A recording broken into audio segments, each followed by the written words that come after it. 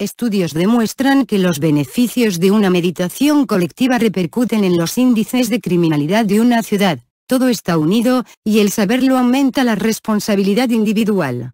Intención, meditación y colectividad. Hace poco postulamos la intención como uno de los ingredientes primordiales de la magia. Cualquier acto de manipulación de fuerzas intangibles para consumar un cierto efecto en un plano palpable, implica el canalizar con claridad una intención. Cuando un individuo fija su energía en lograr un algo específico, parece que pueden ocurrir milagros, lo cual hemos visto acontecer en distintos contextos, desde hazañas deportivas hasta épicas historias de vida. Sin embargo, y a pesar de que el poder de la intención es predicado con bastante popularidad, lo cierto es que este fascinante fenómeno ha sido pocas veces comprobado desde una perspectiva científica. Por otro lado, sabemos que la meditación es una de las tecnologías más eficaces que tenemos a nuestro alcance para destilar nuestra atención y, en caso de que así lo deseemos, fijar nuestra intención. Entre otras múltiples bondades, el meditar nos permite allanar los conductos de nuestra mente y en consecuencia proyectarnos hacia un punto con mucho mayor contundencia. En pocas palabras, la intención y la meditación son dos recursos que al aliarse mantienen una simbiótica dinámica que puede arrojar resultados asombrosos. También hemos constatado que la voluntad colectiva potencia la ya de por sí contundente naturaleza de este fenómeno de la mente, o el espíritu humano, tal como mencionamos al hablar del proyecto Meditatio Sonus, el cual organiza meditaciones colectivas guiadas por sonido. A lo largo de la historia humana se ha probado que la colectividad, dentro de casi cualquier contexto, potencializa la intención. Al momento en que voluntades diversas son sincronizadas con un fin específico, sucede algo casi mágico que nos recuerda al recurrido adagio matemático: el todo es mayor que la suma de sus partes, o, en un plano poético, podríamos referirnos a este fenómeno como la tajante magia implícita en el acto de unificar. La colectividad de algún modo alude a la naturaleza unitaria y a la hiperconectividad que rige la existencia compartida de todo ser, fenómeno que de acuerdo con Rupert Sheldrake, se intensifica entre miembros de una misma especie, y que nos permite compartir enormes cantidades de data relevante en un proceso que no depende de la cercanía geográfica y que trasciende generaciones. Creo que al emprender algo en forma colectiva no solo estamos reconociendo que este modelo potencia la individualidad, dos personas pueden lograr más que una persona en el doble de tiempo, sino que incluso es una forma de rendirle tributo a la noción de que todos, estamos unidos en un cierto plano, y por cierto ese plano pudiera ser el más relevante de nuestra existencia. De acuerdo a lo anterior, podemos hablar de un singular trinomio compuesto por intención, meditación y colectividad. Y precisamente estos son los ingredientes que involucra un ensayo realizado por John Agelin, titulado The Power of the Collective. Doctor en física por la Universidad de Harvard, Agelin ha participado como investigador en la Organización Europea para la Investigación Nuclear, CERN, así como en el Stanford Linear Accelerator Center, SLAC.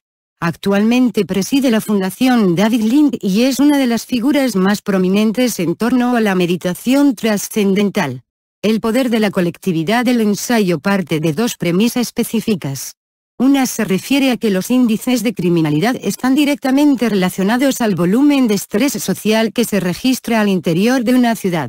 La otra asume, de acuerdo a múltiples estudios relacionados, que la meditación es una óptima herramienta para reducir el nivel de estrés que experimenta un individuo, y que cuando este proceso se experimenta de manera colectiva, los beneficios terminan impactando no solo a cada uno de los involucrados en la práctica, sino que incluso se derraman, de forma medible, en una cierta área alrededor del grupo de practicantes.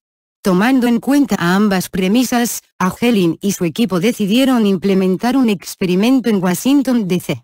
La capital estadounidense es no solo famosa por ser una de las ciudades con mayor número de crímenes en el país, también es sede de un particular fenómeno que se repite periódicamente, durante la temporada de calor, es decir, entre primavera y verano, los índices de criminalidad aumentan, patrón que se debe a múltiples causas aún no determinadas con exactitud. y precisamente durante este periodo decidió congregar a un grupo de 2,500 personas con experiencia en meditación profunda, número que por cierto terminó elevándose a 4,000 individuos, ya que muchas personas decidieron sumarse al grupo y aprender a meditar.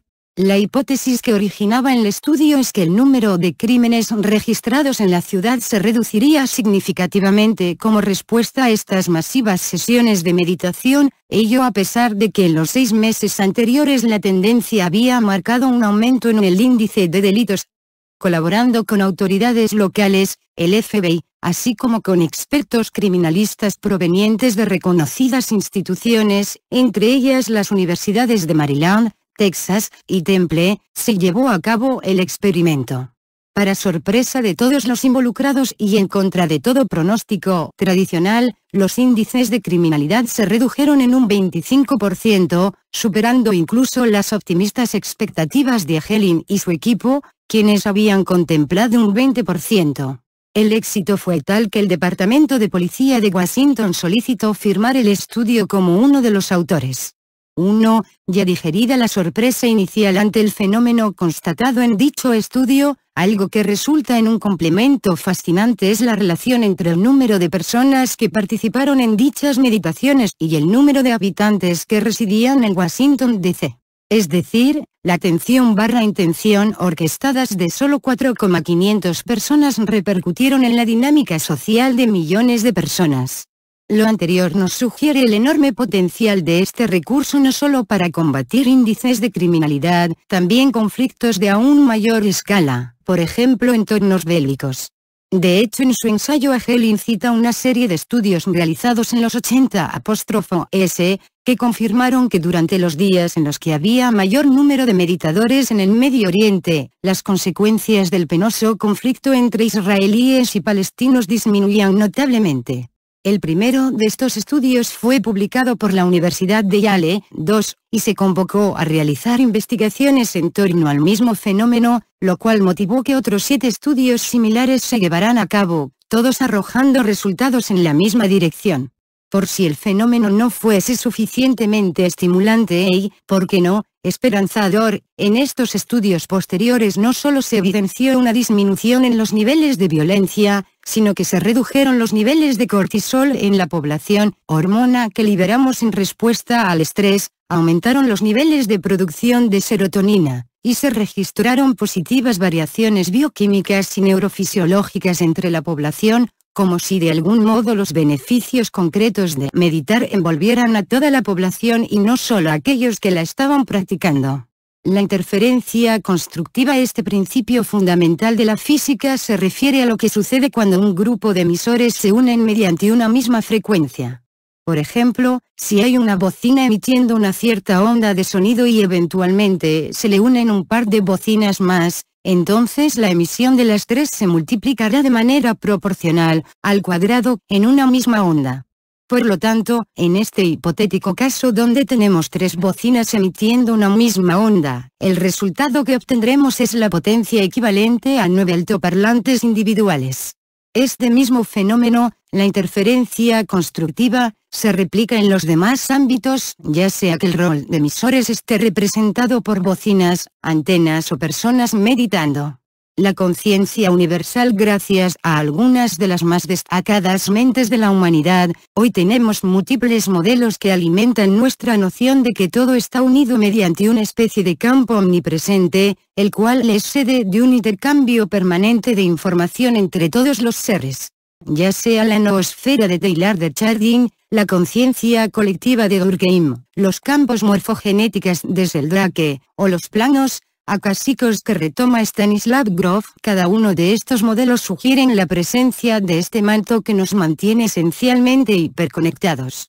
Curiosamente, aún estando familiarizados con este esquema de interconexión ineludible, no deja de resultar sorprendente confirmar que estamos permanentemente influyéndonos los unos a los otros sin necesidad de los vínculos que se establecerían, de acuerdo a la ciencia tradicional, como requisitos para que este intercambio sucediese. Ante este excitante enigma, Helin nos comparte su postura. Pero ¿cómo podemos explicar tal influencia a distancia? Hasta ahora no hay respuestas claras, pero creo que la clave está en la noción de que más allá de los límites físicos de la existencia humana existe un campo unificado de conciencia pura, abstracta y universal. Y es en este nivel de realidad, de mente no local, donde descubres que las características del espacio son capaces, al menos en teoría, de consumar acomodos extraordinarios. Cuando penetras hasta ese nivel el espacio comienza a cambiar, comienza a contornearse en lo que conocemos como la espuma espacio-temporal. Y es aquí, en la continua y espumeante agitación de la geometría del tiempo-espacio, donde los agujeros de gusano no se forman, y estos agujeros no obedecen la causalidad einsteiniana.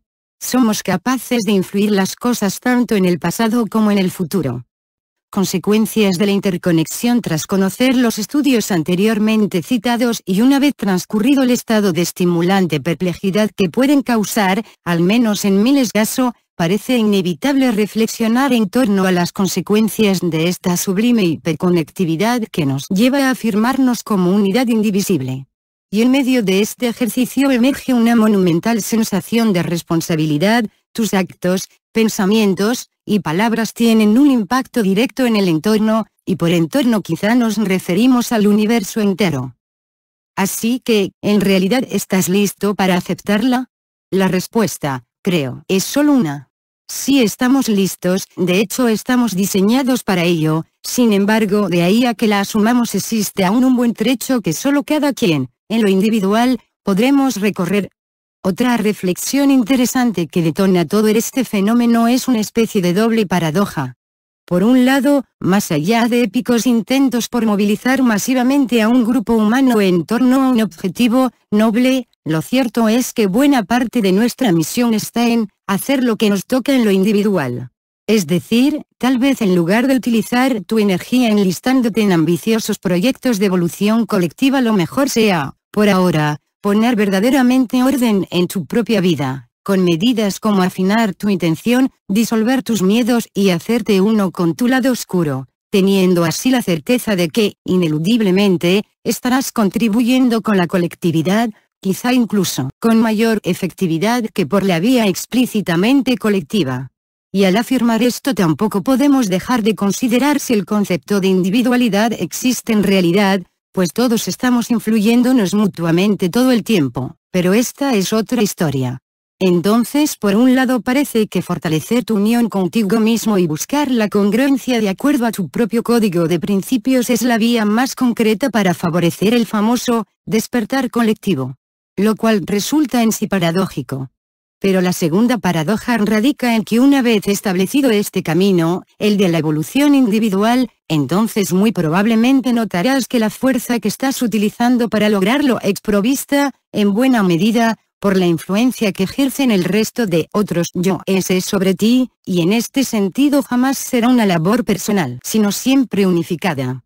Y en este punto la dislexia envuelve mis proyecciones, lo cual me produce una leve confusión, por suerte insuficiente para desanimarme, y debo remitirme una vez más a que la mayor aportación que puedo entregar a la nave Tierra, en términos de Buck y Fuyard, es simplemente enlazar mi propia narrativa de vida con el sendero de la evolución compartida, hacer lo que me corresponde con la conciencia que al llevarlo a cabo estoy facilitando esa misma labor a la gente que me rodea, y que en el momento en que generemos una orquesta suficiente para que su efecto multiplicador arropee al resto de los seres, entonces la fiesta de la conciencia habrá realmente comenzado. En fin, hoy más que nunca sé que el futuro no es lo que solía ser, y que su diseño depende de mí, que soy tú, de ellos, que somos nosotros, y de todos, que somos uno en la nada.